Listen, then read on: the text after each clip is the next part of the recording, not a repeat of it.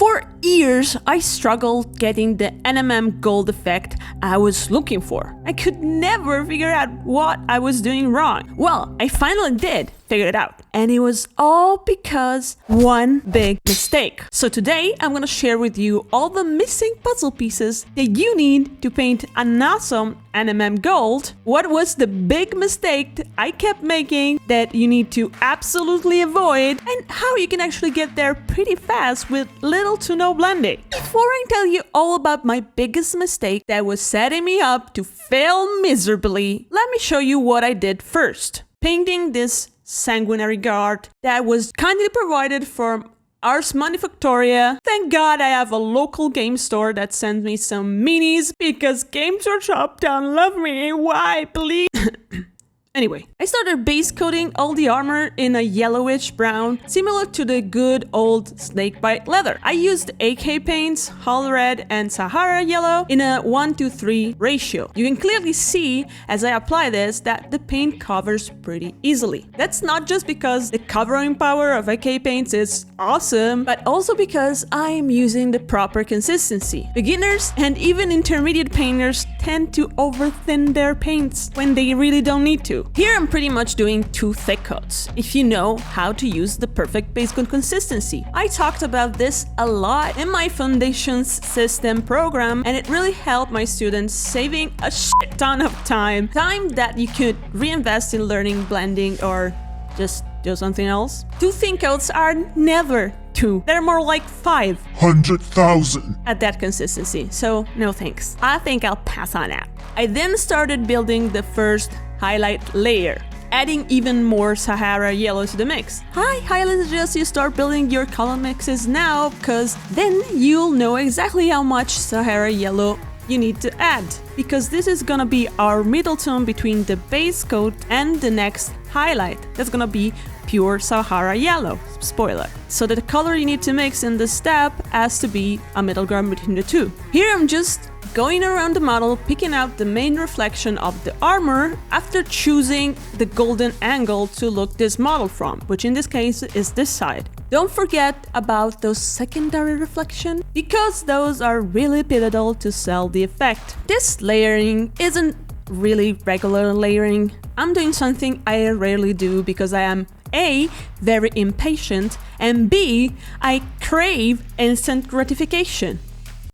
Can you relate? Instead of aiming to fully cover the surface with full opacity for this layer, I'm basically just using a glaze consistency. This really gets on my nerves because it makes me feel like I'm not painting, because the difference is too subtle for my stupid fucking eyes, and it makes me go Okay, joke aside, I think this is worth the trouble because you won't need to do much blending later on. But of course you need to be familiar with the glaze consistency that I'm using. But luckily for you, I have a 90 minutes deep dive in my foundation system.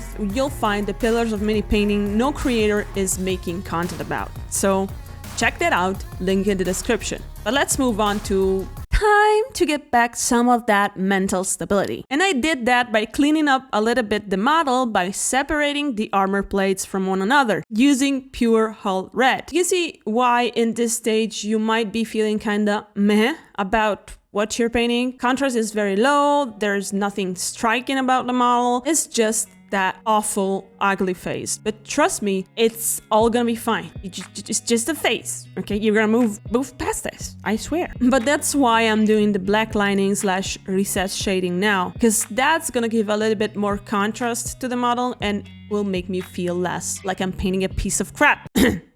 Yeah. Moving on to step 4, here I went with pure Sahara Yellow, and you'll start to see the actual result coming together. In this step, I'm doing 2 things. With the consistency I used in the previous step, I am building up those primary and secondary reflection, and with a consistency more similar to a base coat consistency, I start edge highlighting all the edges, or hedges, or hodges. Anyway, you can also notice that by thinning down paint, the look that you get when it's dry, it's different. That's why I'm painting multiple layers, because as you thin more your paint, the pigment is gonna be less powerful.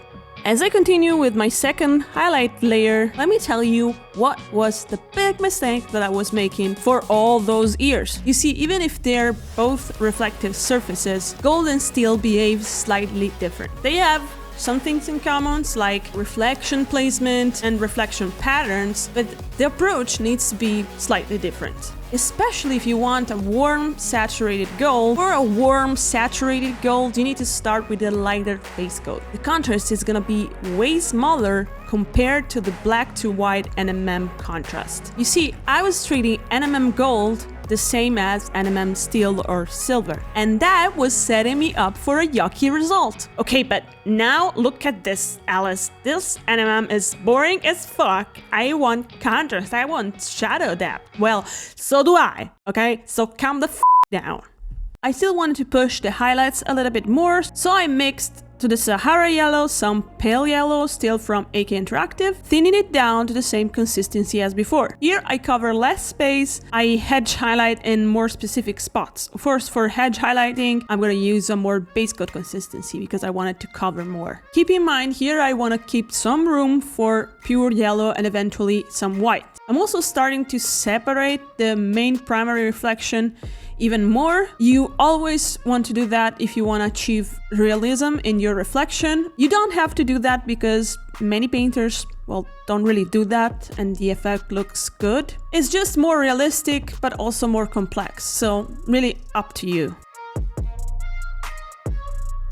In this very last step, I'm gonna go in with another glaze, only this time in very specific spots to give depth and saturation to the shadows. Blank shadows are boring. I use hot red plus a secret ingredient. This color helps the shadows move towards the orange spectrum and makes everything more interesting and saturated. This color is violet. Yeah, that's the secret. Are you surprised how pure? I am also pushing a lot more the highlights, adding pure pale yellow and then some white. You can glaze in a little bit of yellow if you feel like you're losing a bit of that yellowish hue. The key here is going slow and building up the layers with glazes. If you're confused about the consistency of the base coat of the glazes and you're unsure about how to push pigments around, remember to check out my course in the description and I'll see you there. Or you see past me there, depending on where you're going. So if you're going